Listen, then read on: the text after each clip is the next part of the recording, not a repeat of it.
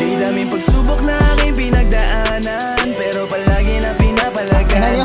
Walang pake kung sino man sa akin umahal. Hindi na ako atras kaya tabi dyan. Hindi ko kailangan ng di makakatulong sa aking pagyapong sisikaping umahon. Sa sarili lang palagi ang tiwala ko, kaya palagi ko lang gagalingan.